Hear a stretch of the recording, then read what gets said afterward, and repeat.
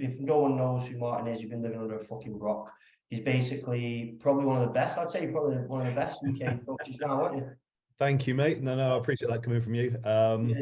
It's been a good couple of years, put it that way. It's been nice to really get among it. Have some incredible athletes just sort of escalating and doing really, really well.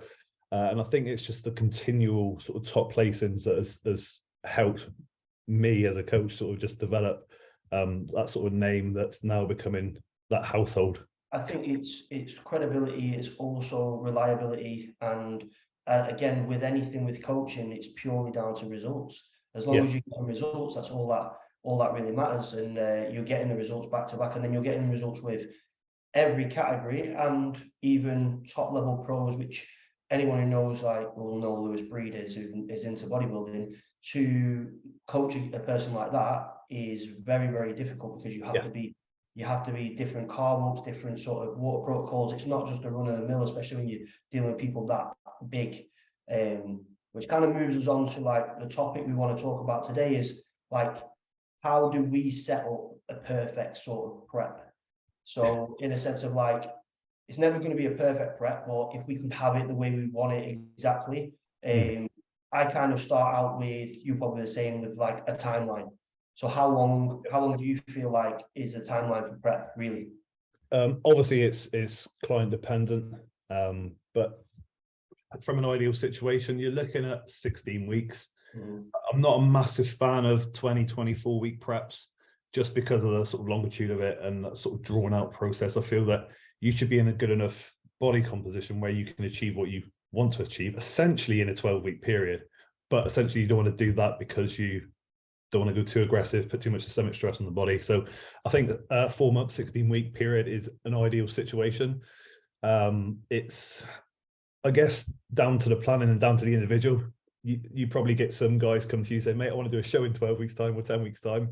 Ryan Mackins is a beaut for it. He always comes in and says, can I do this show?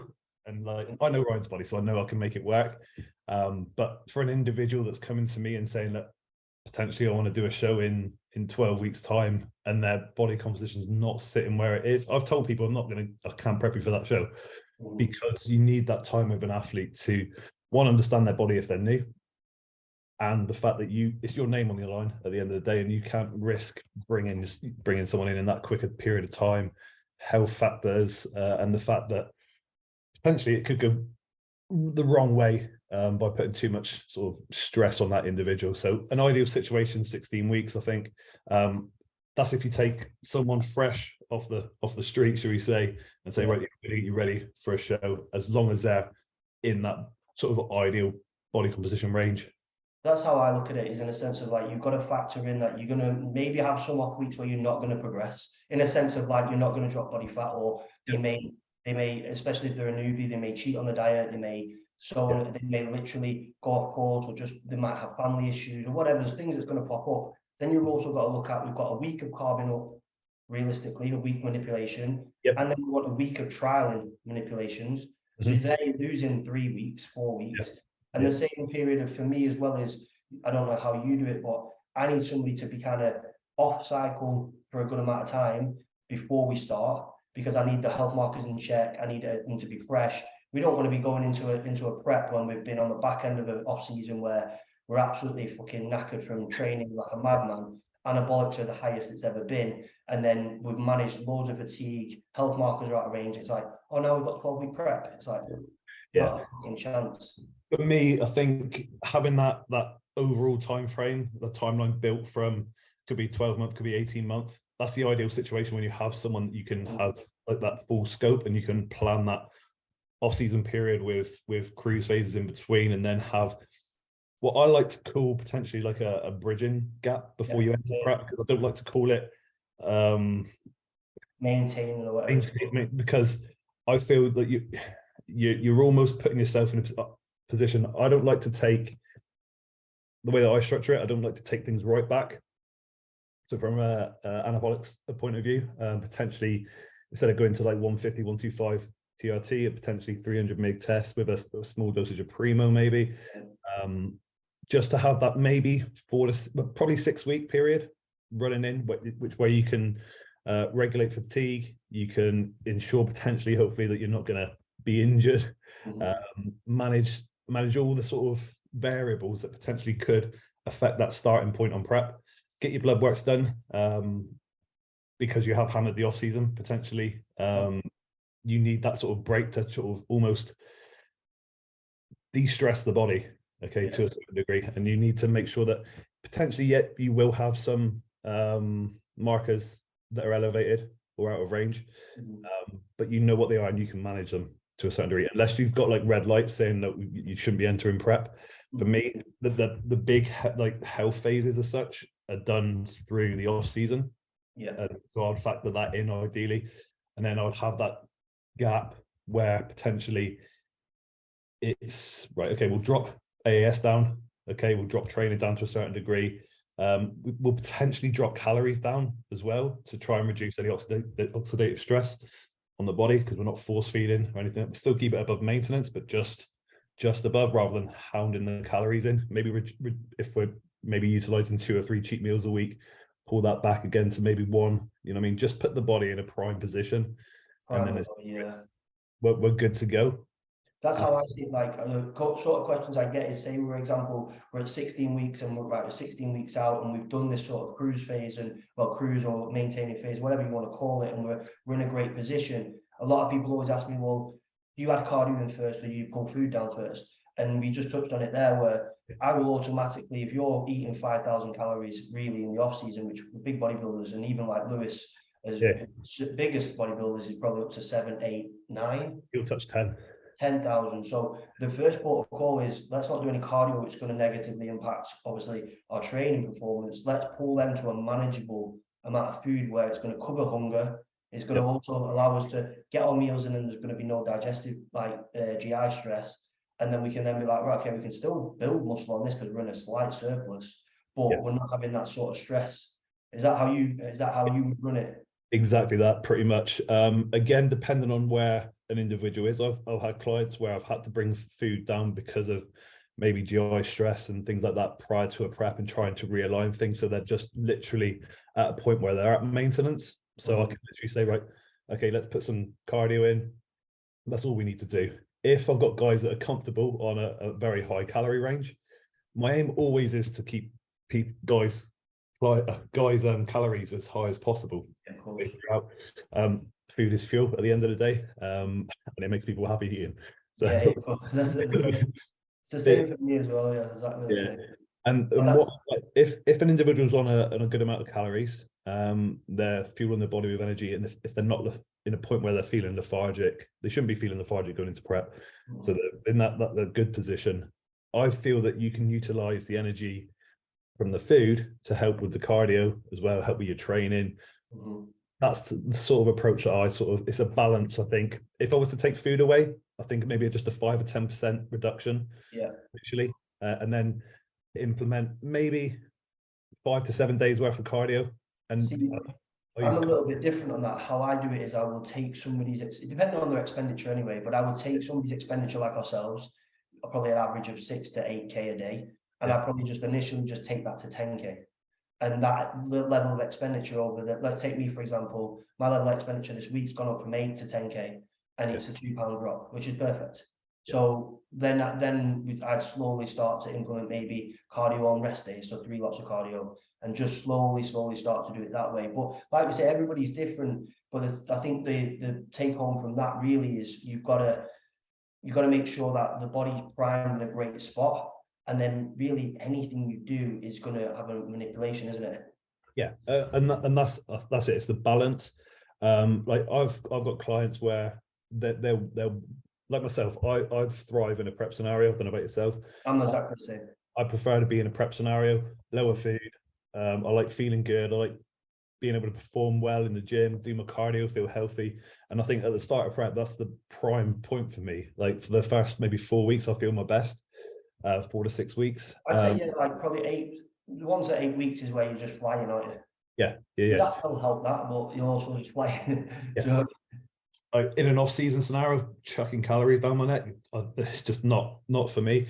And I have people like that, so like I can take food away quite quickly from those individuals, and they're not bother to. Obviously, it has a detriment if I take away too much, so I can obviously balance it to a certain degree. But if I can chip away at that sort of calorie load and keep cardio out completely, then potentially I'll do that.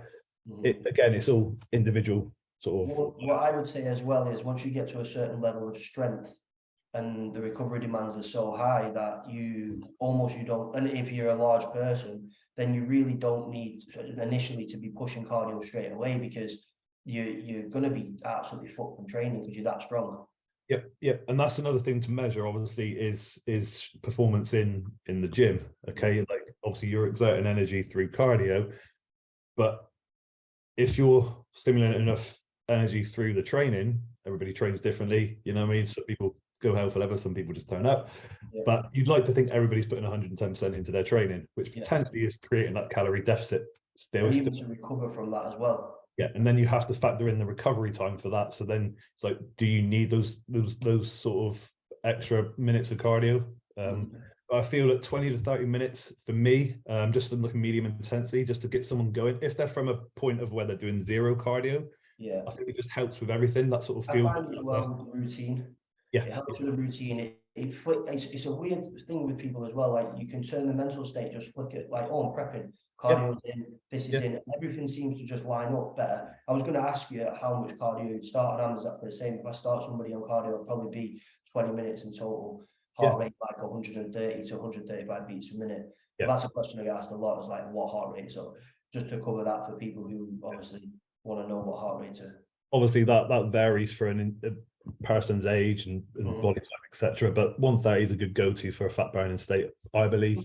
Another thing that I'd say as well is what I potentially do with clients, I don't shove them straight on a Stairmaster, because some people are like, oh, Stairmaster, let's absolutely smash it. But what you've got to remember there is you'll be on level 3 and your heart rate will be through the fucking roof. So what I tend to do is start on, say, cross trainer, something nice and easy that's not going to negatively impact the legs. And then as we get fitter and lighter and we require harder cardio, we have the Stairmaster to fall back on to be like, okay, well, my heart rate's not going fucking nowhere with this cross trainer because I'm so fit.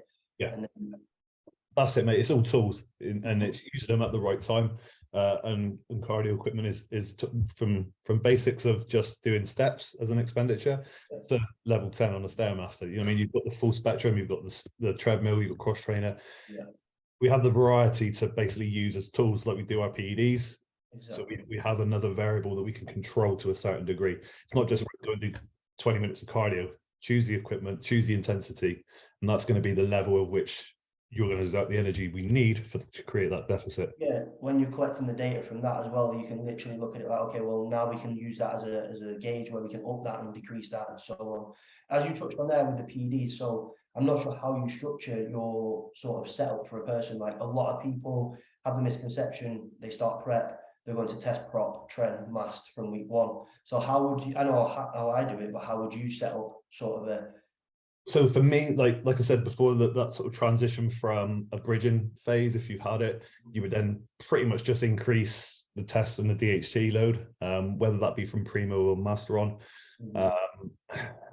I'm not a firm believer of pushing test anyway, but so having that control of estrogen through the DHT, whatever load that may be for the individual. I do prefer Masteron to Primo in a prep scenario. I think Primo is a fantastic drug. Benefits from a health point of view. I think you can push harder with it from an off-season perspective. But I will, from my own personal experience from prep and from the guys that I use it on, the look you get with using mast and strength performance as well within the gym environment, I think it's more beneficial to start with. I think personally the reason that I tend to do it is just to cover all bases, in the sense of like, you don't know your clients if they're going to get legit Primo. That was my next one. If you're using it for managing estrogen and controlling estrogen, you need that to be in place. And I've had it before where I've just pushed Primo and it wasn't actually Primo. And it's only until we get blood work, it's like, fuck, other signs will show up that it was actually fucking test. So I think if we can put Primo in there because it's a great drug, but also just to cover ourselves and cover your ass, you may as well. And especially with the amount of mil you're going to have to jump for the amount of MIG, just makes life a lot easier using, I just use 50-50, half Primo, half mast. Yeah, yeah, and that's what I was going to go on to. Like, potentially, if you know your source is good for primo, then 50 split is ample. I hate jabbing at the end of the day. I guess I have a conversation with all my guys. Like, some people don't care; they jab twice a day and not bother. Like, I'll jab twice a week and I hate it. Same. And so for me, less is the sort of optimal. But for some people, if they can get that balance and you can distribute that load across a 7-day period, essentially it's gonna be better. So like it's one of those things, again, individual based from a would you implement a 19 NOR straight away, or I don't. The only times that I use 19 NOR potentially is the last 4 to 6 weeks, maybe probably just 4 weeks of an off-season push. And relatively from a prep scenario, 8 weeks is probably the sort of earliest point that I would potentially introduce it. It depends again on the individual. It depends on the length of the prep, because they may have multiple shows lined up, and the exposure that you're going to have to that 19 NOR. So again, it refers back to that timeline and trying to sort of maximize the usage, I guess. For people who don't know what a 19 NOR is just MVP or tren. They fall in the same 19 NOR like receptor. But that's something that we're going to move on to, because this whole, I think it's the new generation of like memes or Instagram or whatever is like tren is the go-to thing. But for me personally, like I really feel like I'm gonna have a discussion with Cal that maybe I could try and prep without tren. I've done a prep without tren. I just use test prop and mass prop and orals, obviously. Yeah, I feel like when I look at it from a standpoint of, yes, performance in the gym does help with performance, and it does give you that sort of kick for when you're lacking in that sort of last 6 to 4 week period. I don't know what it's like to do that without it, because I've never done it, because obviously you kind of, at that point, I might just fucking put it in. But when you look at it from a negative standpoint, of a sense of sleep, like my mood, like genuinely my mood, I don't want to talk to people. I don't want to see anyone. Like the negative sides are probably worse than some of the positives. Yeah, and that's exactly why I didn't run it, mate. How did you find it then, not running it, in an honest opinion? Been all right, one more show. What would you say was the difference between running it and not running it? The difference, like, you've seen the condition that I can get in. Like, I think I just took that next level of hardness and grainness when I was running tren. Like, really hard. Even Amanda noticed it. You know, she can tell, like, obviously regarding to the size, but the actual look that it come to that sort of final moment of like you're on stage, you're ready. That those two different, very, very slightly different, but overall, from a physique perspective, then judges aren't looking at how like grainy you are at the end of the day, are they? In a sense of grainy, for like, obviously we mean like vascular and vascular, that sort of Caucasian sort of like hardness. I can get hardness using orals. That's going to help me through those last couple of weeks. So manipulations at the end, towards the end of prep. Let's say, hypothetically speaking, we use tren. How much would you use of tren? Again, it's individually, but in the sense of like it's to the individual, but I would certainly not push more than 300 mg, ideally around about the 200 mg mark for an individual. Again, all depends on the person. But for me, I always have the question, do you want to run tren? Because I know the side effects. I want to make these guys, especially the new guys, make them aware of the side effects, because it can have it can have lasting effects, and neurotoxicity of it can have lasting effects. So we need to be aware, make people aware of that. The guys who are obviously aware of it, the main factor for me is sort of like the sort of sleep deprivation, the stress, the anxiety that follows with it, potentially with some people don't get affected at all. Prolactin issues. Absolute fucking bastards.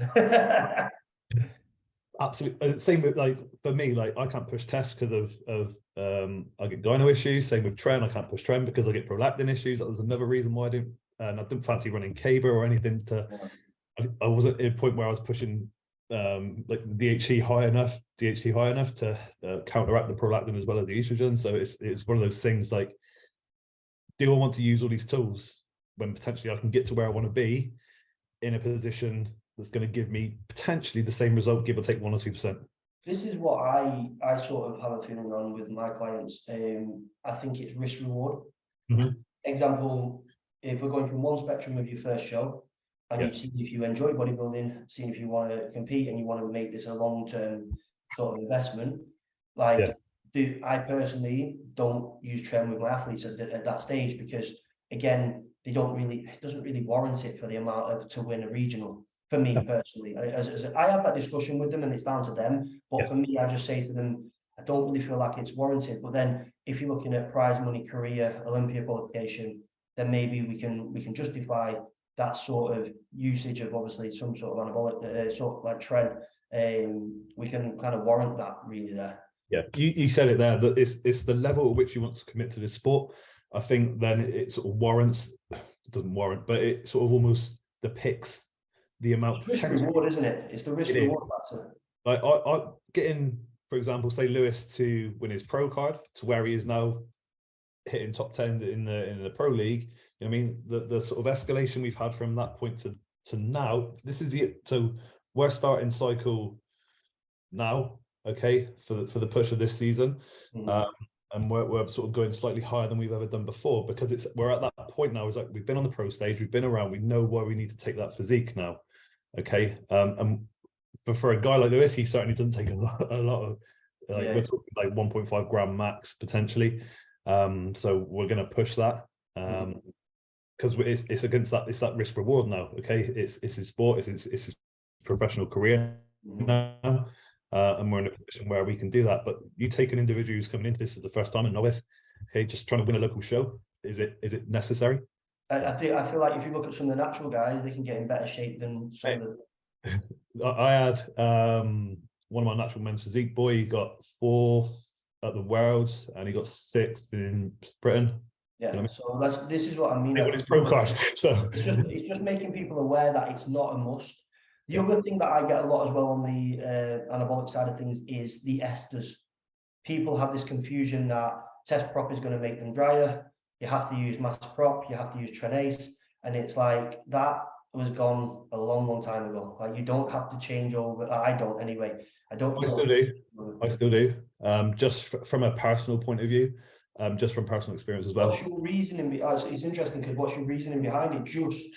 Just that, again, I think it's just down to the look that it gives. It's hard to explain. It's still doing the same thing, but I feel for some reason, don't ask me why, because the science says it shouldn't, it does give me a better look. I feel potentially maybe the fact that the dosaging is more frequent, potentially. Yeah, and like with my stuff, people will ask you microdose it, don't you? Yeah, purely just because I fucking hate jabbing. And the thing is like, if I have to jab, let's say, a blue or an orange, I get somebody else to do it because I'm like, fucking hell. But with an insulin pen, I'm just like, well, done.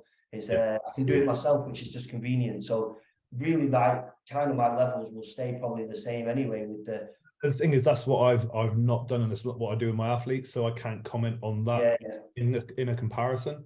So that's why I stick to the scenario what I use. You know what I mean? Because that sort of fluctuates, the peaks and troughs will then be limited, and that constant sort of variable sort of stays steady. With the blood levels, in a sense of sticking on anabolics, so when would you add in orals and what would you add in? Again, when is, I guess, to a point where you feel it might be necessary, where strength is decreasing. Okay, so potentially like Anavar, I think would be the safe first bet. Okay, it's for me good using it pre-workout. Okay, and as that sort of strength diminishes through prep, we know sort of 8 to 10 weeks potentially. Anavar 50 mg. I certainly don't push it. I've seen some horror stories of like 200 mg Anavar, and it's certainly something that I feel that we can just use that sort of DHT load as well, which is going to help then drive down the estrogen to sort of help with the look, without having to pretty much use more from an injectable point of view. So you can use it as that benefit. And then obviously there's Winstrol, which pretty much have the same properties I believe there's probably a scientist out there that can tell me the differences in how they work to a certain degree, but they actually pretty much do the same thing. I feel that Winchell is just that slightly more aggressive. So that sort of then sort of tapers in, not tapers in, but sort of takes over from the Anavar, maybe 4 weeks, 6 weeks. This is a misconception that a lot of people have, is I'm going to add in cutting and like orals to cut. They want to get harder. Yeah, harder, yeah. But what that really is, what they mean is, they don't know what they mean, but what they mean is, just like you said, it pulls that estrogen down a little bit, which gives if you're in decent nick, it will give a harder, drier look because of the estrogen pulling down. Obviously the less water we're going to hold. I'm the same. I've done it every single fucking way. I've been 8 weeks out and bad, like, advice of other coaches, not myself. Up to 100 meg of Anavar and 100 meg of Winnie per day. So no, and I'll run. I'll tell my clients to run 50 meg Winnie, 50 meg Anavar. There may be a scenario where potentially it will warrant 100 if an individual says is fed up a jab in, or you know what I mean. There might be some risk of site inflammation or something like that. So there may be a purpose to utilize it at that higher dosage for a short period of time. But again, if you can get away with not using them, then all well and good. But I think that they're very beneficial from a strength perspective. I think, like, for me personally, 6 weeks out, around 6 weeks out, is a perfect sort of marker, especially if you've got other shows on the back end of, say you're going to do a regional, and then you might have a month between the fucking finals, or if you planned it out right, a couple of weeks, or you've got like us as pros has got a number of shows back to back to try and qualify. I think then about 4 to 6 weeks is probably the perfect sort of marker. And like you say, splitting between, I definitely do the same, like splitting between Anavar and Winnie works really well. Would you say there's anything, like, do you add in palate testing later on in the sort of so obviously you've got there's Anadrol, there's Superdrol, there's Halo potentially that people utilize.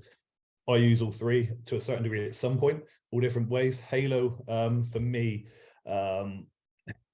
is one of the strongest orals that you can take, and it's taken for a very short period of time. And that's what, again, it's a conversation I have with an individual to make them aware of what it is, because of obviously the side effects, the aggressive nature of it potentially, which sometimes translates into the training again when you're 2 to 3 weeks out. That's how I use it. And it's, you know, testosterone's depleted. You're at that point where everything is sort of just at rock, but you're pretty much nearly ready. Okay. If you get aggressive, you ain't got the energy to beat anybody up anyway. You're fucking like, I'm so angry. Gosh. Yeah, but it's so good from a sort of muscle retention point of view. I feel when you are fatigued and you can't put 110% into the training, you know what I mean, it's there supporting that sort of setup for a very short period of time. I think it is sort of based on performance, but it is very good. Again, people sort of subject it to the hardening drug, but it's just a result of what comes with everything else that you're taking, and again, keeping that training performance as high as you've been anyway, especially at that sort of low body fat, is decent. Do you I'm guessing you don't run, do you run AIs on a prep, or depending on the person? Depends on the person, and I would introduce them at the latter end, okay, just to really sort of eke out that last little bit. Potentially I would either keep keep testing, or simply just remove it.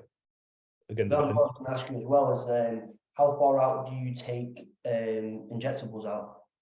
So if I was keeping everything in 7 days, okay, and that is purely just mainly down to the sort of scarring potentially, or site inflammation, because there's nothing worse, as you know, than stepping on stage and seeing some lumps and bumps. So for me, the problem as well that people have, is because you're so lean. If anything swells up slightly, you see it, and then it can be knocked down as fucking nowadays SEO, or nowadays anything that they can really point out, they will do, especially at the top level, isn't it? Yeah, mate, I've seen it on the pro stage this year. It's horrendous.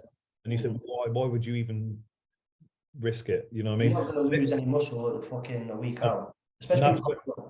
and this is where the other orals come into play. I feel they play a good role. You have to be very careful with Anadrol because of the water retention potentially that's held with it. So even if you are skinless and sort of fat-free, water-free, Anadrol will still have the potential of holding water. So you have to time that very specifically. I tend to use it as a bridging maybe between shows. So if you're 7 day to 7 day period and you're going from like Sunday to Sunday show, rather than obviously trying to get your anabolics back in. See, the only way I've done it personally is, and I've run it with clients like this, is just when I'm carving up. Yeah. So when I'm carving up and pulling water, then I'll use the Superdrol then. Just I use Superdrol for that purpose, and I use Anadrol for the purpose of bridging potentially, and potentially sometimes loading on show day for Anadrol. Anadrol as well. That's a really good idea. Yeah, I've never used it that way personally, so that's a good idea. You have to be very careful because of the water retention. So you have to. I think as well with people who, especially, you have to be there. You have to be there. You have to see the person. You can't be doing it really. It's really hard to do that over photographs, isn't it? Yeah, and it's unless you have full confidence in an individual, it's very hard to tell because it can sort of be, it's very quick, and you can obviously lose that condition. So for me, there's a time and a place for that specifically. Superdrol and Anadrol, it's something that it's down, I guess, to the coach's experience with the athlete, I think. That's again why we have that. And for me anyway, I have that trial sort of run to see exactly a week, like 2 weeks out, sorry, I'll probably run a trial carb up just to be like, okay, let's look. If you've done it a lot of times with an athlete, but even still, from year to year, my body's different and it takes more carbs, less carbs, and even from show to show, it takes different. So having that trial period is really good as well, I feel. Yeah, like for putting things into perspective with Lewis. So like Lewis is his show, like the week before show, running into a show, his baseline calories run at about his last for this year was 6,300. You can imagine what that takes to fill. How do you do it? That's what I mean.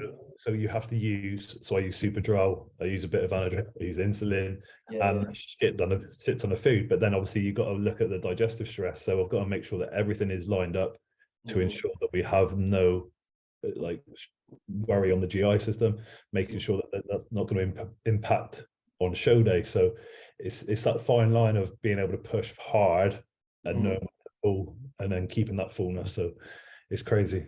This is what I was like, say for example, this is what I'm trying to map out for people. They've got a 16-week prep. They've now obviously got the cardio in, they've got the food right, they've got the sort of DHT, the test in there. And when do you add in, say, clenbuterol, your himbine? Is there any other fat burners that you would use? Clen, T3, T4, your himbine is the only things that I would potentially use.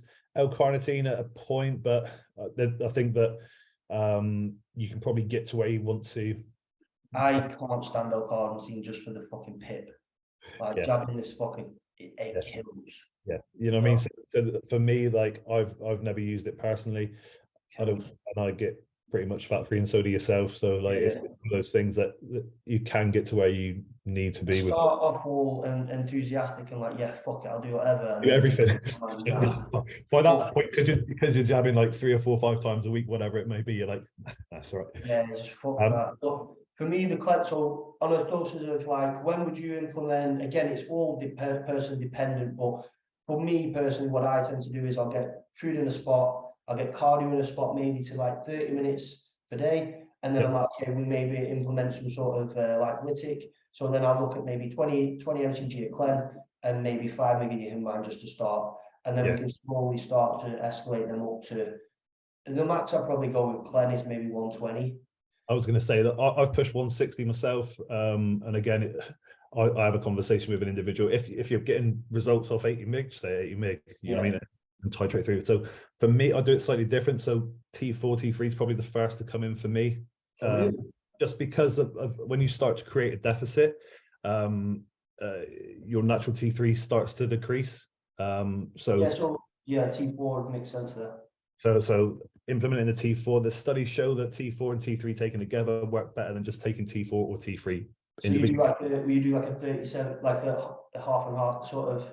So potentially, depend again on the individual, whether it be like a 12.5 T3, 50 T4, but majority of the big guys that I have, I'll start on 25 mcg of T3, 100 mcg of T4, and that's just because of the fact that I know that they're sort of going into this deficit now.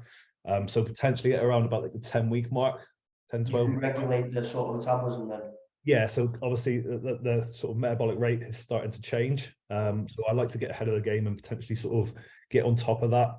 As you enter into prep, stress levels potentially rise, systemic stress as well. And again, that sort of down-regulates T3 within the body. It can have an effect on the actual thyroid itself. So I'm trying to get ahead of this before it has an impact on the physique. So for me, T4, T3 potentially is a starting point, and your himbine. Okay, just as a fat burning process, 10 mg of your himbine, I think, is an ample starting point. You can regulate up to 20 mg later down the line, I believe.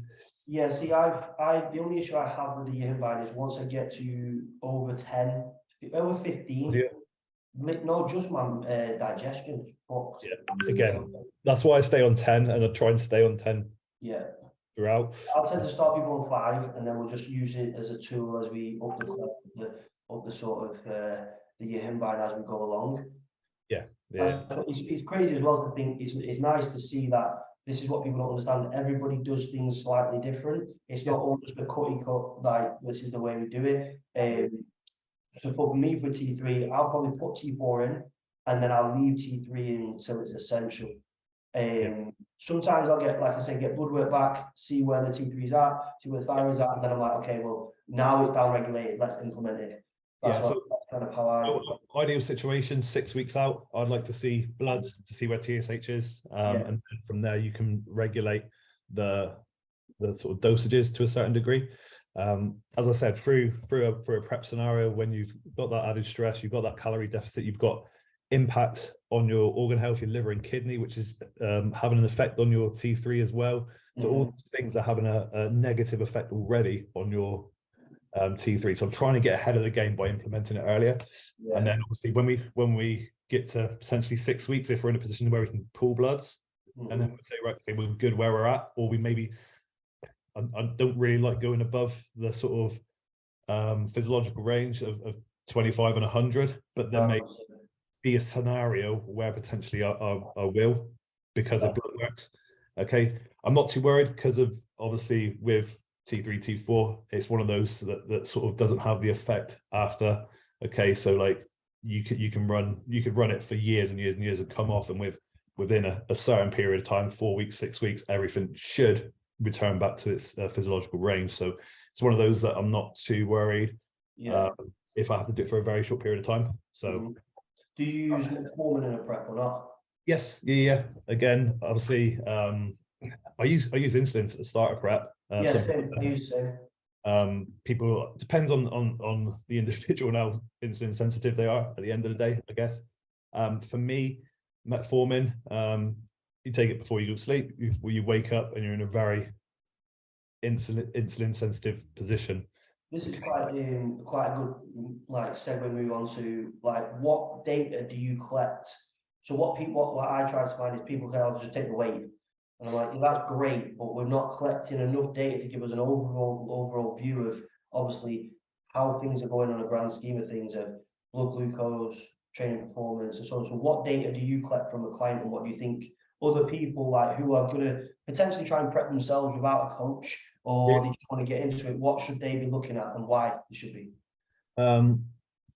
Obviously pictures and videos first thing. In a prep scenario, I always say do your pictures and videos and always go through your posing.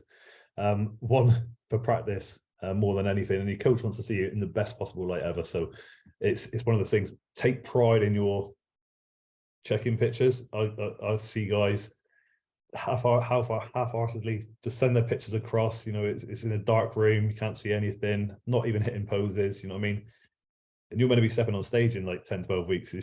You've got to, from day one, be in a position where you're going to commit to hitting those poses and sending them. I literally travel 35 minutes to do my check-in. Yeah, in the same spot every single time. Yeah, it's crazy. And people do that, and respect to the people that do so if they've not got a position where they can do it at home. I've just got OCD about where I think You've got to have it in the same I've got position. to have it in the same spot, because I'm like, Yeah. well, I need to know if I made any progress, and I've been doing it in that spot for 2 years. So I now can look back at the 2 years ago and be like, right, well, that's come up, that's dropped. I did it in prep for the Arnolds, and I took a video in the gym that I train in, and I fucking threw my phone, I spat my dummy out, I was like, I'm not doing it. I drove to the other gym to take my check, I was like, fuck, I look sick. It's like just such a, I'm exactly the same as you. Like, we need to see clients, or yourself, even the people who are prepping, you need to see it in every single pose, because people will distribute fat in different areas. Exactly. That's where you need to see how the poses are looking, to see where the detail is, isn't it? I always get that, oh mate, you should see me now, I'm in the gym, I look so much better. I was like, mate, don't worry. If I can see you at your worst first thing in the morning, flat as a pancake, There's no variables there either, though, is there? There's no variables then. We know exactly where we're standing. Exactly. You look, you know, yourself look night and day between fucking morning and post workout. Yeah. I do that with my guys, though. I say to me, right, send me some visuals post workout. Let's see how you're looking fuller, because I know how to look conditioning. And that's what I do later on in the prep scenario. So potentially maybe like 2 or 3 weeks out, where things get pretty much every day, start off probably every other day from about 3 or 4 weeks out, and then 2 weeks out with like every day. And at that point is where I'm doing the comparables, because 2 weeks out you should be ready pretty much. Yeah. And you should be able to see the difference between day and night. Day and night, pretty much from waking to post workout. And it's data to collect of how much food they've had, how much fluid they've had, like what they've trained. So you can then collect all of it. Yeah, exactly. You can collect all that data and be like, okay, well, we've had 4 liters of water, we've had this amount of carbs, we've had this, so on and so on. And the other things that I take, obviously, you say progress pictures, and I'll look at, say, initially, it'll be obviously the fasting blood glucose, just to see how much Lantus or basal insulin we need, to make sure we can manage the amount of food. Most people, realistically, as they get probably 4 weeks in, you don't need to do that anymore, because you're going to be you're literally going to be insensitive anyway. Yeah, that's what there will be a point where it will be pulled to a certain degree, and then potentially metformin reduced to 250 mg, and if needs be, but I like to keep metformin in for digestion purposes as well. So that's the go-to for me. Insulin wise, we can pull and then potentially use on the loading phase. Just to touch on the insulin base, do you use Nova Rapid around training? Yeah, only post workout. Post workout, okay. So I do mine pre and post. Yeah. I get away with eating quite a lot of food on prep, which I don't want to, but it's just where my body is. I'm the same. Yeah. Yeah. So I'll have probably 150 gram of carbs pre, 100 during, and then like probably 150 post. So then at that point, it's like the insulin's there to deal with the amount of carbohydrates. A lot of people get this notion where I put insulin, I get bigger. It's not like, well, just managing fucking glucose. It's like your body's not going to be able to process 150 gram carbs. Well, look at that, like 400 gram carbs around training. It's going to be very hard for your body to process that. So and that's what it's used for. And that's it, mate. And you can imagine like different physiques. Obviously, they need different. Everyone thinks, oh, should I do 5 IU? Like, should I do 5 IU? There's a standard to go to a certain degree, but everybody needs different amounts, and people don't understand that. So it's one of those things you have to monitor, especially through a prep scenario, and be very careful. And that's so with the weight sort of thing, do you get your guys weighing every single day? Do you get them doing it twice a week, once a week? So every day, so we can see fluctuation, and we can see elevation from inflammation through training, if they've had a poor night's sleep. So these are the things that I look for from a sort of record point of view, record keeping. Obviously, you've got your sort of strength markers, how you're performing, energy levels, stress throughout the day, your sleep, the length of your sleep and the quality of the sleep, your morning readiness, sort of how alert you are. Like if you're struggling in prep, there's probably no point where you're going to be struggling to get out of bed. But it is a sign potentially of fatigue then. So then obviously we're looking at fatigue, digestion issues, blood glucose, as you said earlier. All these factors have an impact on basically the feedback that I can then give to a client to make sure that they're making the changes that we need to moving forward. That's exactly what I do. I just look at everything on a holistic level, so then we literally have all the data collected, so then my decision making is a lot easier. because we can kind of tie things, everything kind of ties into each other. We're getting poor performance in the gym and our sleep's absolutely fucking dog shit. And I'm like, right, we need to try and implement something with sleep, like melatonin or something that's going to aid sleep. And then I'm like, okay, well, we've added training. That's going to be a sleep. So like we can then look at things over a view rather than just, oh, you look great in a video. Oh, you've lost 2 pounds. It's like there's so much more.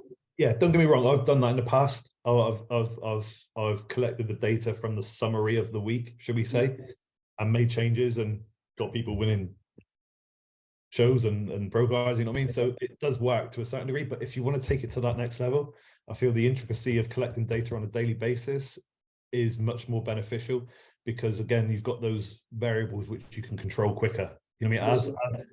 As the check-ins become more frequent, you're then keeping an eye on the individual. You can see this fluctuation in body weight throughout the week, and you can see why. So you can act on it quicker rather than waiting maybe 4 days to your check-in day. You know what I mean? You can get on it straight away and say, right, what's happening? What's going on? How much caffeine you're taking? Right, we started trend, like you said. Time you're taking your caffeine, like how much sleep are you on? There's so many different, like you say, there's so many variables into it. I've done the same day. I've just literally sent photos and taken my weight, and that's it. And yes, you do get results, but I think the actual efficiency of the prep, and that's what it comes down to. It's like you'll get the same result in a sense, but it's the efficiency of the prep. And especially if you've got someone like yourself with a heavy workload, or someone in a construction job with a heavy workload, these people need to almost become, it's like the weird way of people think it's got to be harder better, more hardcore better. And it's like, well, no, if we can make it smooth and we don't absolutely fucking kill ourselves, that's a successful prep. Mate, honestly, the last prep that I done was such a breeze in comparison to quite a lot of the other ones. Don't know, like there's so many other variables in place that were just making things easier. And the easiest approach will almost bring a better outcome. I think if you're managing every other aspect, it's all going to interlink. If you're managing stress, you're managing sleep, you're managing sort of performance in the gym, it's just going to bring an overall fresher look. And you're just going to be, again, if you look at this from a standpoint of longevity, like how long can you keep pushing? Like I've done some absolutely fucking brutal preps, genuinely, like where I've been in Starbucks, and I'll admit it, I was fucking crying, and I was like, I can't do this. Yeah, mate, because the thing is, though, at that point you were probably pounding tren and every other thing into I was pounding tren, I was again being coached by somebody who's relatively meant to be a good coach, but they pounding tren. It was 0 carbs, 0 fats, like 200 grams of protein, 3 hours cardio, and it was just like nothing was taken into consideration about like how do you feel. Like I know we're not going to be fucking pussies about it, but it's like let's look at this on a lot like fucking longevity standpoint. Like I can't maintain this for that long. I did about 2.5 weeks, and I quit prep. I was like, and I've never quit prep before. But if they just took into consideration all the other variables, there's just such a smarter and more efficient way to do it. Yeah, and that's that then that brings you down to the relationship with the coach that you have. You know what I mean?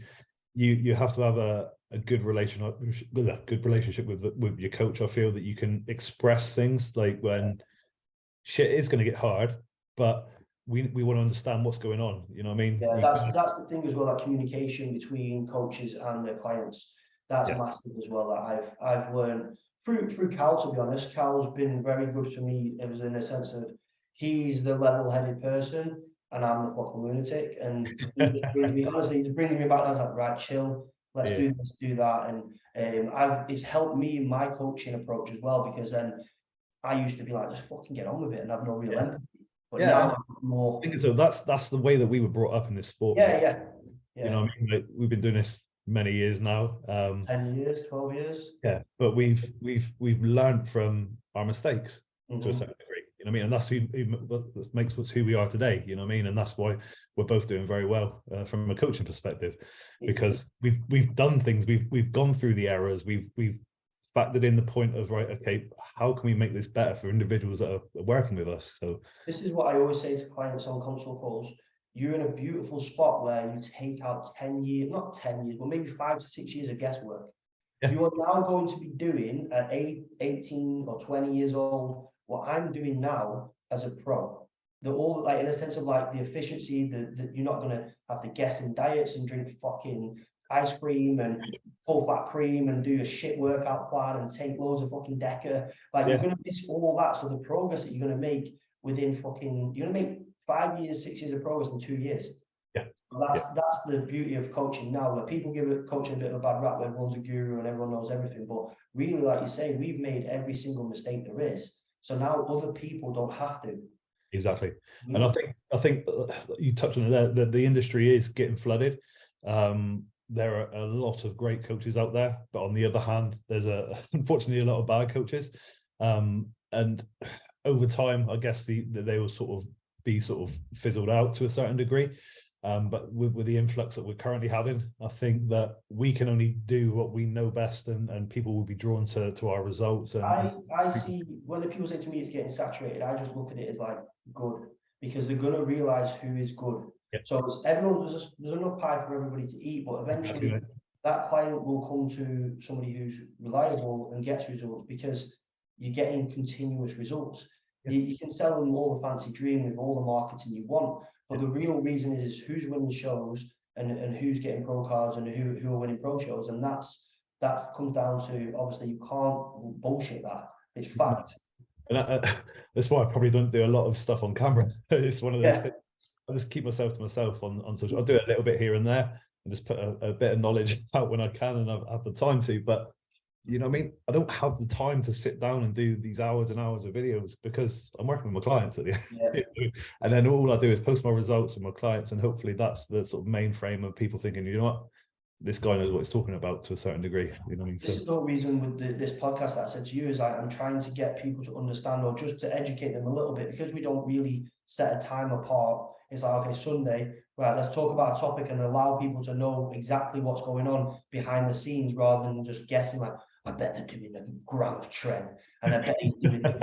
No, he's really not. But if we can help as many people as possible, it's great. Sorry, go on. I was going to say, and that's it. People think that we want to hold all our information together. The knowledge is out there. You know what I mean? It's available to anybody. You know what I mean? I use the analogy of like the book. And so if you said to me, put a radiator on the wall, you could give me a diagram and all the tools and all the things, but your experience of when the fucking thing bursts, what do you do? How do you turn the water off now? Or we dealt with this radiator a million times.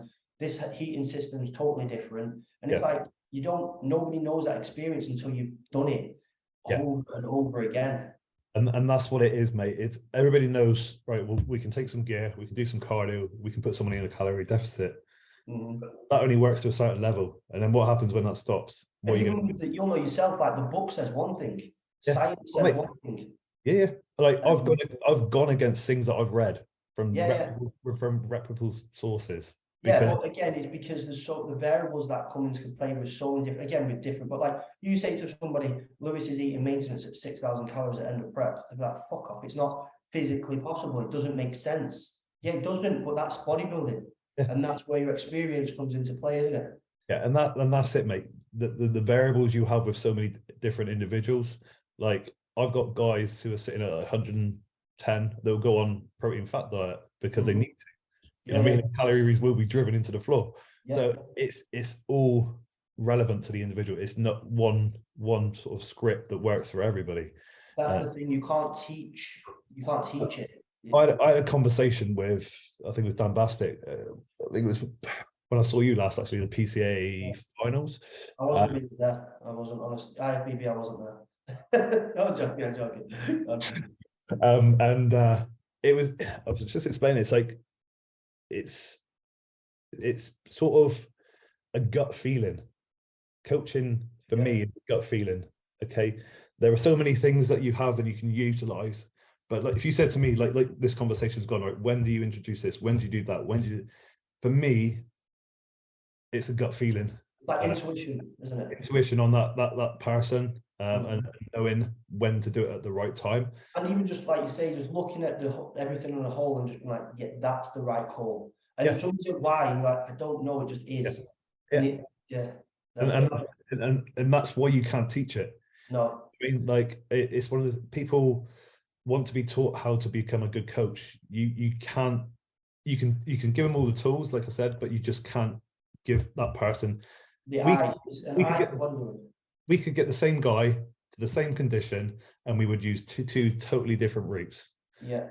You know and what I mean? this thing I had as well, like say we was leading into like the finals, and I had about 6 or 7 in this Airbnb kitchen, and they was shocked because obviously they don't see other people's plans or whatever they do, and they were like, so you're eating that and you're on that, and why is this totally different? I'm like, because you're all fucking different. So we're literally like, it's not a one fits all. It's like, right, you're on this, right, you need that, you're on that, right, you're on this amount of carbs, you're on this amount of sodium, you're on about this, and they're like, what? And it's like, yeah, it's down to how the individual body is actually obviously responding, which moves us on actually to peaking, which is a fucking whole podcast in itself. But yes, we'd have to do another one on that, mate. But yeah, that's one of the things that I kind of try to drill into people is you're not going to be able to peak a physique if it's not shredded. Yep. That's you see it far too often where guys aren't ready, and then diuretics will kind of go into play and try and manipulate fat off. I think what some coaches do is they'll use it's just water, bro, because they haven't done the job. And it's like, oh, I'm just holding a bit of water. So then they'll try to overcompensate with diuretics, and it just doesn't work because you know yourself, it just fucks it up. So for me, for people who are going to try and peak themselves, we can't tell you what, it's too dangerous, I feel, to tell people we use this, we use that, we use so on, because people will take that as gospel and they'll use it themselves. So I'm not willing to say use this diuretic, use that diuretic. But what I would say is you need to be fat free and in shape. And then most of the time, you don't need to actually use diuretics. You can get using herbal. I've got guys on stage without diuretics before, and I've not used diuretics and got on stage peeled. It's one of those things. Using diuretics is very, very dangerous at the end of the day. You know what I mean? But used correctly, it can be very, very effective. Yeah. Okay, so that's again another topic, because of obviously all the controlled variables that we have that sort of manipulates that final look. But for me, you have to be fat free, you have to be skinless, you have to be in a position where stress is eliminated, you're reducing aldosterone, okay, you're preserving energy, potentially in a position where you can remove clen, T3, T4, everything. I mean, there's people think, right, okay, don't get me wrong, I've run people into shows using them, but if you're in a position where you can take them out, maybe 3 or 4 or 5 days or the week prior to, because you're in a position where, like, this guy's like wasting away here, we need to preserve this, like we bring calories back up to maintenance, we can push calories back in, we can have regular refeed potentially at that point. We're in a position where the body is literally ready to go. If we hit that switch, we can get them on stage. So we need to preserve that, and the process of getting that individual ready earlier is, like you said at the beginning, so we can have that sort of play. Potentially we can implement a load the week before, you know what I mean? But we can't just second guess as we go into a show. So we have to have the data there, to make sure that we can peak to that sort of. That's the worst thing that people tend to do, is they've dieted so hard for 16 weeks and then literally trial, like, I hope this works. You're fucking crazy, like, you hope it works. Like, why don't you, like you say, get ready 2 weeks early, drop it, like, that's how I do it as well. I'll drop the fatigue down, I'll bring calories up to maintenance. What a lot of people as well feel is they think they still have to do the things they were doing to get in shape, to stay in shape. Once the fat's gone, we're going to burn we're going to waste away his muscle tissue. So so let's maintain, like, obviously hold on to as much muscle as we possibly can. And you don't need to, if you're doing fucking 60-minute Stairmaster, you don't need to still be doing 60 Stairmaster to be staying fat free. Do you know what I mean? You will stay literally fat free with like just a regular 20 minutes of cardio just to keep everything moving. And that rolls into the fact of this timeline. So if we know that an individual has got 6 shows lined up potentially for the year, we need to be in a position where they can manage this. You know what I mean? Like, we can potentially put all our eggs into one basket and hit one show. You know what I mean? It's the approach which I took with Lewis. He had 3 pro shows within 3 weekends. That's 3 flights around Europe as well. So we knew this was going to happen. So I made it priority to make sure that we could try and eliminate fatigue the best way possible running in. because we knew that we had to get over to Prague, then we had to fly from Prague to Spain, and then we had to fly from Spain to Romania, and that was in a 3-week period and do 3 shows. So again, it goes back to that timeline and making sure that if you do have one show, then there is the scope potentially to go a little harder into that sort of that period, into that show, and then that's sort of you're done and dusted. But if realistically you've got 3, 4, 5, that's how I see it with clients. Like realistically, the goals, the British, the worlds, and the top level. So it's like the regionals are great, even if like you want to win every show you do. But again, if you're coming into that's the qualifying period. It's like, okay, we can run quite hard into that regional, and then we can then like normally I'll probably do if the finals are in October, I most likely do a September qualification, and we'll have 3 weeks to then that okay, we're fat free, drop the fatigue. We've almost trialed the carb up at the regional, and kind of we know the script from that side of things. With the variables that I kind of manage is like when peaking will be like sodium, potassium, and then obviously carbohydrates, water, and then I personally bring protein down a little bit. I don't know how you run it.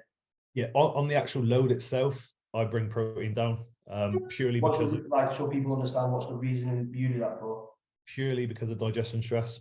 Okay, because you're essentially elevating carbohydrate or fat sources into the body. Okay, that's going to take up a space within your GI tract. We need to limit that. The job is pretty much done. Okay, we're not sort of in a position where we're building muscle tissue. Okay, so we're not going to lose any muscle tissue either. We're not going to, because we've got enough anabolics in it. Yeah, and again, we dropped fatigue. We dropped, if it's in a perfect scenario, we dropped output down, and also carbs are obviously protein sparing. So realistically, if we pull the protein down at say a gram per pound of body weight, the carbs are going to do the job anyway to keep the muscle mass. Exactly, mate. And that for me is probably the main reason. There is a purpose where potentially you use protein fats, like classic boys trying to make weight and trying to sort of scope the load, where potentially you would fluctuate between carbohydrate meals and then maybe enter into a protein fat for a period of time. So don't get me wrong, there is a period where a slightly higher protein dose meal potentially would be useful. Do you feel like the whole reinvention of like, right, we're going to prime the body ready for carbs sort of scenario?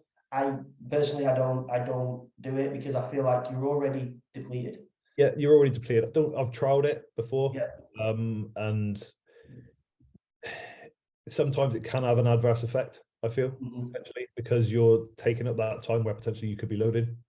I feel like as well, like you can almost run a physique too flat.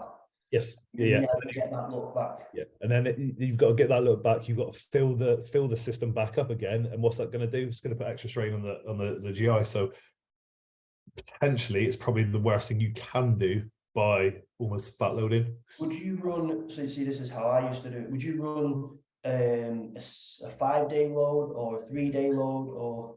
All depends. All depends on the guy. I like to try and perfect scenario. Someone can potentially do it within 2 or 3 days. I think that if you push it for too long, potentially it can have more detrimental effect. It's down to the individual and how they process that load. Like even Lewis, when you can imagine, like we're talking like 14,000, 15,000 calories a day. You know what I mean? And that's because of his.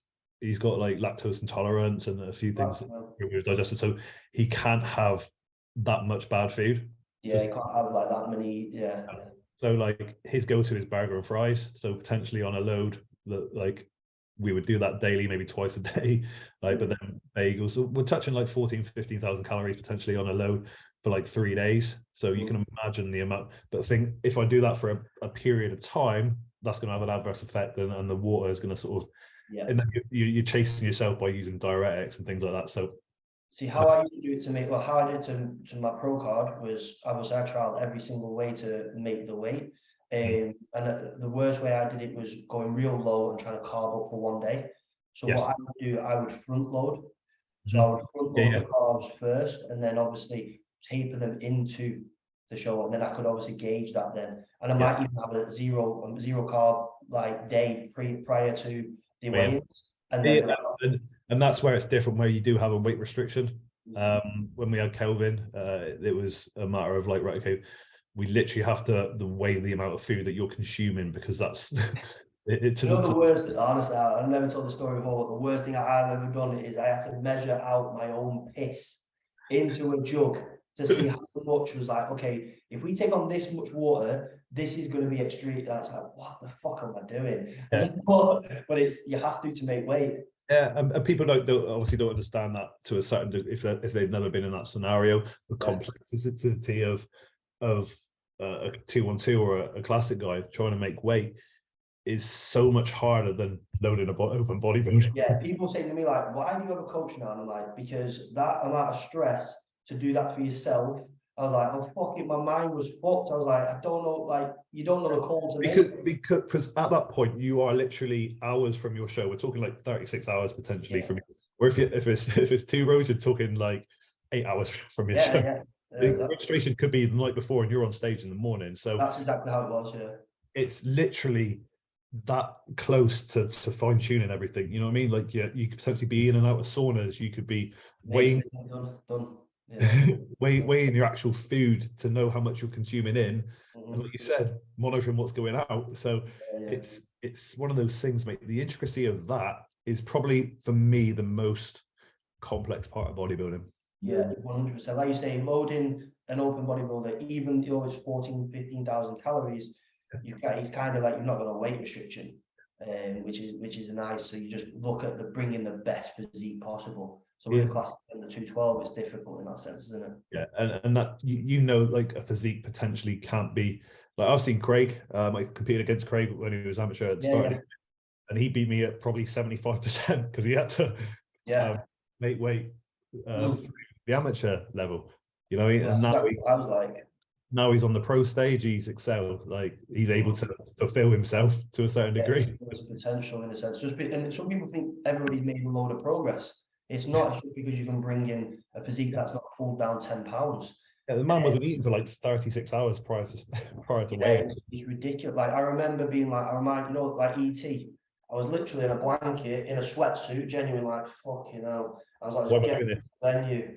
And and then I weighed in and I was a pound over. So I was like, fuck. So I was like, right, back up, fucking tripping out. And then I was like, can I take my boxers off? Can I take my socks off? And I'm like, right, you made it. I was like, fucking. And then from that point, then you're thinking, how do you load? Like, you can't really load. No, because of that. Anyway. The shock that the body takes on board when you're implementing that much food that you need for a required look isn't going to hold, especially from a classic look when you're trying to vacuum with fucking a day, like 700 grams of carbs in your stomach. It doesn't happen. Do you know what I mean?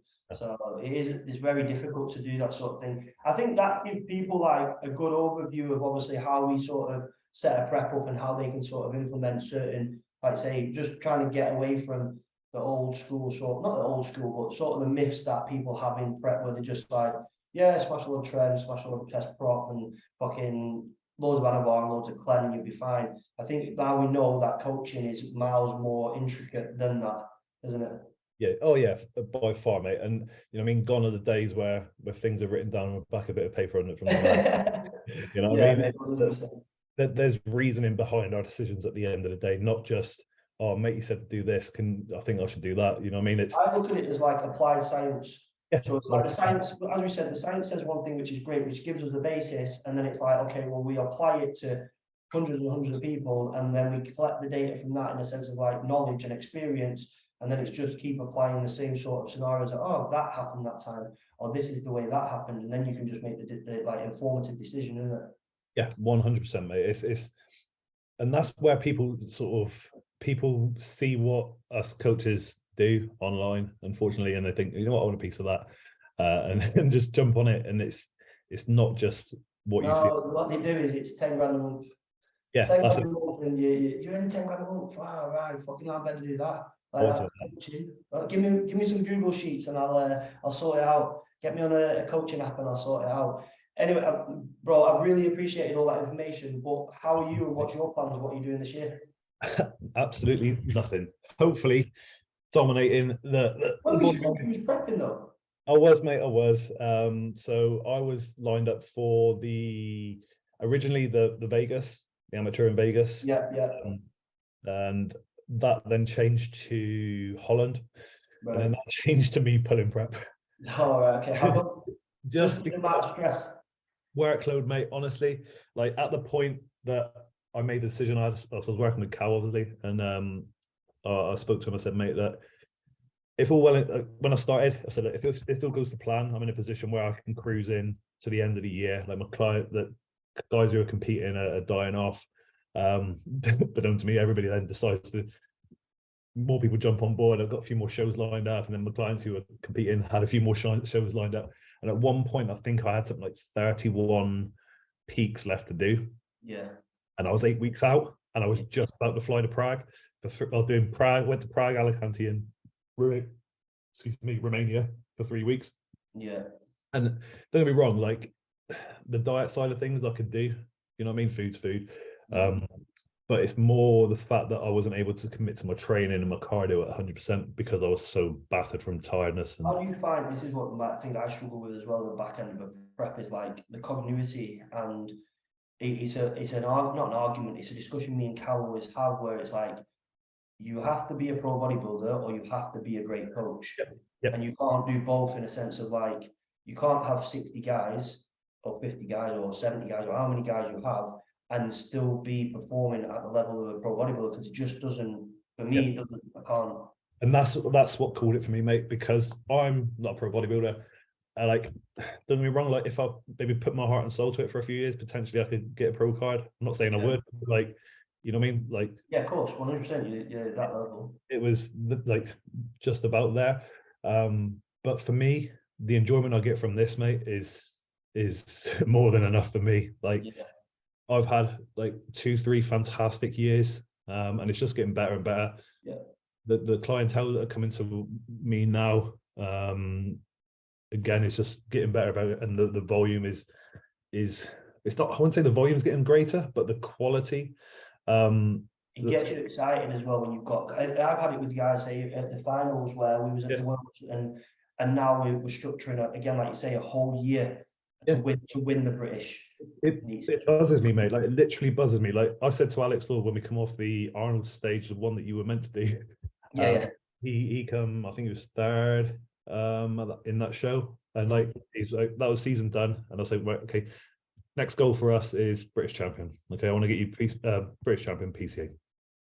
Lo and behold, what do we do this year? And that from that day, that was the plan. You know what I mean? And the excitement that I had to get in there, and then when it happened, it also that's what for me is the enjoyment of coaching. Well, I'm the same as you. I'm as invested in that as much. To be honest, like with me competing, I don't. It's gonna sound really weird. I don't really enjoy the show. I just enjoy the challenge of making my physique better. So that's what's great for me. And then, but when I get more nervous at other people's shows than I do at my own. Hey, I do. I'm like there, like in the crowd, like biting my fingernails, like just like, come on, and that's where the pure excitement, and I can live off that.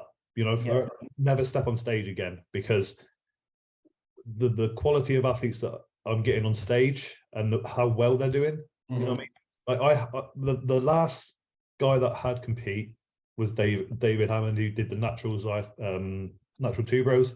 Won his pro card. You know what I mean? Now, I would have been 1 week out from my show. You just wouldn't have been able to do the service that you needed. Would that have happened if I was 1 week out from my show? Maybe, you know what I mean? But like, I know in my head that something potentially would have said, whether it be my physique going into my show or the concentration on the guys that are going into that show. You know what I mean?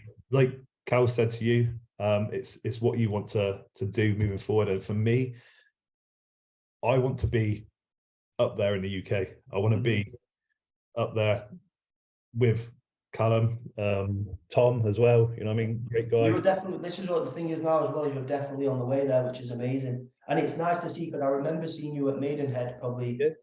And you said to me, I think you was prepping with Jamie at the time. You said to me, I'm going all in on coaching, I'm just going to really try and push it. And I think that was 2019, wasn't it? And I think that's when I quit my job. Just quit my job. I said, I'm just going all in for this, and it's paid off. Like, I love what I do at the end of the day. And people said, like, it's the dream to do something that you thoroughly enjoy every single day of your life. What's better than that? You know what I mean? 100%. And I think advice to coaches would be, for me, if they're going to get this fucking far into this podcast, but for coaches, like, don't chase the money and chase the sort of business route, and people might say you're stupid for it, but again, it's all about, for me personally, like we said before, it's all about that balancing act between really fucking loving what I'm doing and having a good income to be able to then help other people or help your family or whatever it is and live that life. But it's all down to loving working with the clients, and even down to taking the right clients for yourself, rather than being like, oh, I'll just take every client. It's like, not everyone fits.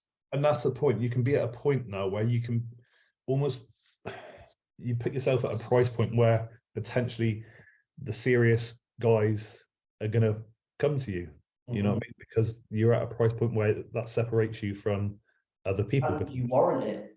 Yeah, and that's it. And I still don't think that it's that bad. You know what I mean? It's one of those things. You have to charge for a service, and the fact that people don't see what goes on in the background, like, don't know about yourself, but potentially you probably work like 10-12 hour days potentially on client. I mean, you sat probably up until on your laptop till midnight like me, and then we're at shows, like we're traveling, like that's a whole weekend, like I fly different countries. I spent more money traveling to shows than the clients pay me to prep them. My accountant said, I'm glad this was October, I think it was. He said, is the season finished? And it's like, yeah, he said, so the last couple of months we spent $7 grand on travel. Yeah, like it's fucking, but people don't realize that because you've got the travel, the Airbnb, then you've got all the fucking Ubers, and it's like clients don't pay for this. Like you pay for it throughout yourself, but again, it comes back to just the pure passion for they're being invested in their goal as much as they are. Yeah, no, and I always say that for me to be at a client show is a must for me. Like I think we've done like 30 shows last year. We've got something like 35 already lined up this year. Like you think, like say if the client's paying you 200-250 pound a month and they're only with you for 4 months, okay, you're talking 800 quid, £1,000. Yeah, competing in Spain, okay, and like I'll make the effort to go to Spain. Yeah, you can get a cheap flight, but potentially you can pay a 300 quid flight, you pay 500 quid for the weekend for the hotel, then you've got all your food. That's already gone. Yeah, it's done. But again, I think the reason but as well, it's like the reason that you would do that is purely down to the passion of it, and also the more clientele come to you because of that, because they see that level of passion and that level of detail and the level of dedication. Because you know yourself when you've been with coaches, when a coach believes in you and is invested in you, you work better. And Jamie was a big input to that, I think, for me, because I was at that time when you said, like, in 2019, I worked with Jamie, and Jamie has such a passion for this sport, you know what I mean? And it translates into his clients, and I could see that, and you know, it's like I actually sort of I took away from that, like, the benefits of him being there at my show for me, you know what I mean, and being so involved with everything, you know what I mean? So invested into your goal as much as, like, not as much as you are, but like on a level where it gives you the motivation and inspiration to do work for that person even harder. And then, like, I have clients now come to me like, you're doing fantastic, you know what I mean? If you've got any of your coaching sponsors, can I come and join you, you know what I mean? I want to work with you and things like that, which is fantastic. I never dreamt that I'd be in a position like this so quickly, shall we say. You know what I mean? Don't get me wrong, I've been doing it in the background for years and built up my experience, but like from a full-time job, like I started in 2019, it was 3 years ago, 3-4 years ago. You know what I mean? Like the guys within this industry have been doing it 10 years, and I'm just sort of hopefully getting to a point where I can be up there with them. So you definitely are. I think this year as well, again, it'll be another, the more opportunities you get to showcase how good you are as a coach, it's going to give you the bigger platforms, the bigger, you know, when you get in like people like Kelvin, you get people like Lewis, it then gives people more, it gives yourself more exposure. Of course. Like, okay, then this guy's serious, he knows what he's doing, and I want that sort of detail and sort of level of coaching. It's that snowball effect, mate. You know what I mean? People see it, people see the commitment, and it sort of just draws people in, which is great as well. Who's the kid who's doing all the content, the other coach that you've got on board? He's great. He's unbelievable, man. He's like, I've messaged him the other day just saying I'm loving the content, because the way he puts it across is phenomenal. Yeah, like, and he's such a great asset for us. So again, another luxury for me is like Matt's one of our coaches, and like I can now focus on competitors, whereas before I was balancing like lifestyle and competitors. I've got an avenue now where people can have a great experience from Matt. You know what I mean? He's so good at what he does. You know what I mean? And he brings people out of themselves because of the way he is. And it's such a great valuable asset for us. And the stuff that he does on social media is very helpful because I don't do that sort of stuff. Yeah, he's good at it. He's very good.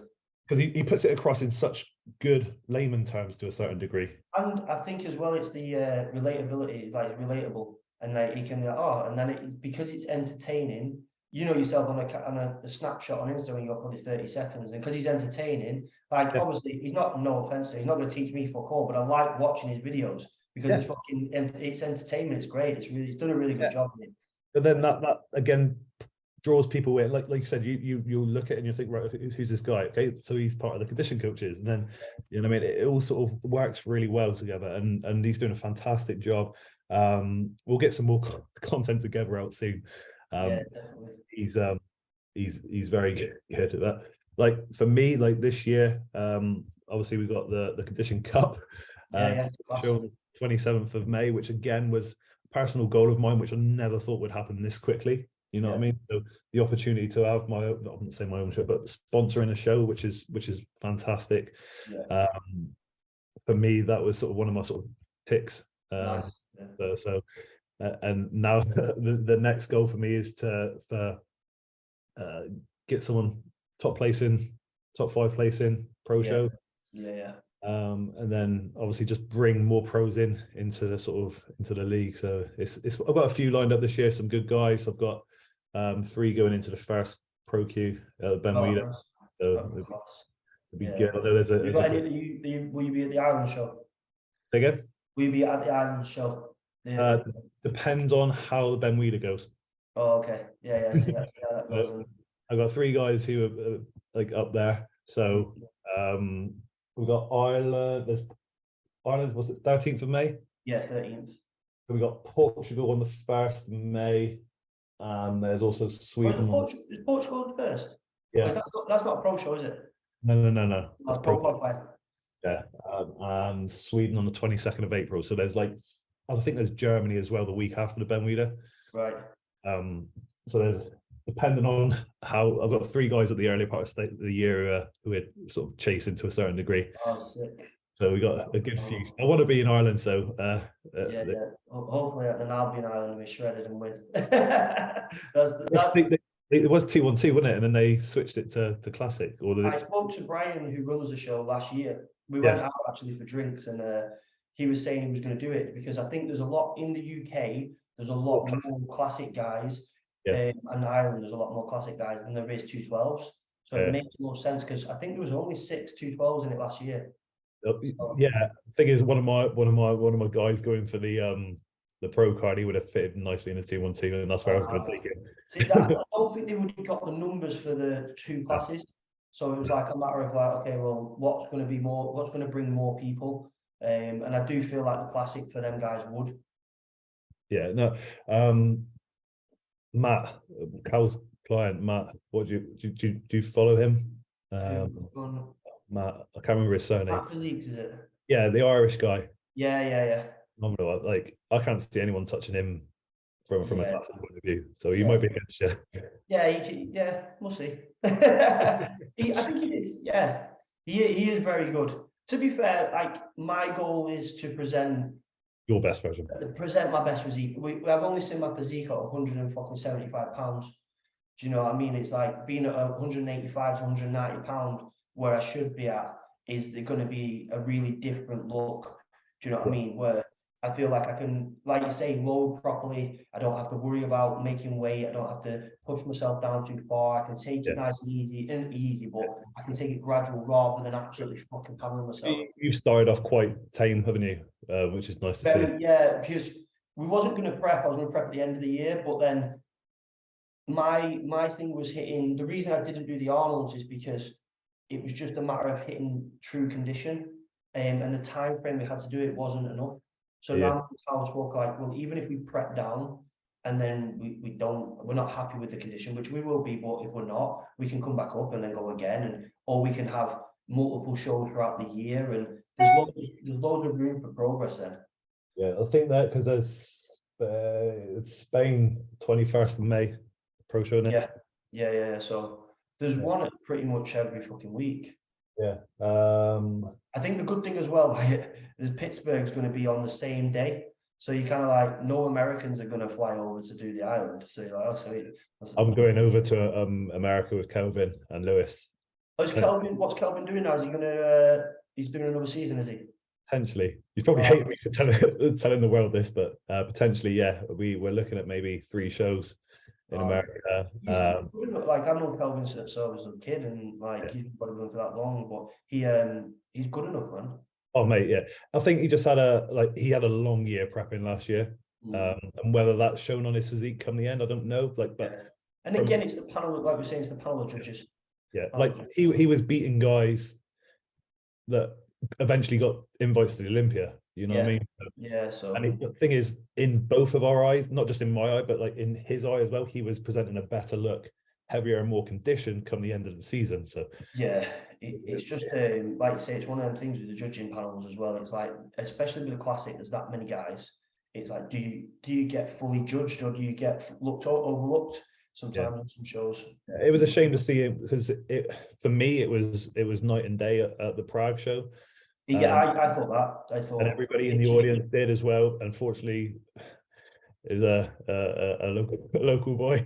Yeah, I can imagine. Yeah, and we won't go into that, but it was something that was a bit disheartening. You know what I mean? To see, you know what I mean, because it was, for me, it was that obvious, especially at prejudging. Yeah, it got better at the finals, but at prejudging it was night and day. So it was tough. But yeah, we're gonna head to America. Lewis has got Tampa Pro and Texas Pro lined up. Oh, shit, that'd be phenomenal. And then probably, hopefully, Spain and Italy. Yeah. So yeah, it'd be get good. that qualification, and then I'll see you at the Olympia. Yes. It'll be classic. The dreams, mate. The dreams, and that is my overall dream, mate. To be at the Olympia with someone. You know what I mean? And I think that's everybody's every coach's dream. You know what I mean? And hopefully one day that'll happen for me. So if you keep going the way you will, there's no doubt, mate. Honestly, 100%. I appreciate you doing this podcast with me, mate. Fucking put the world to rights, and the fucking. Thank you, mate. Thank you. Honestly, thank you, bud. I appreciate Thank you for having me. Honestly, it's an honor to be asked. No, it's nice, man, because obviously we like to just educate people as much as we can, and you're one of the main guys, like we say, in the UK, so it's nice for you to come on. Nice one, bro. Appreciate it. Cheers, right, buddy. let me stop this recording. I'll edit this out.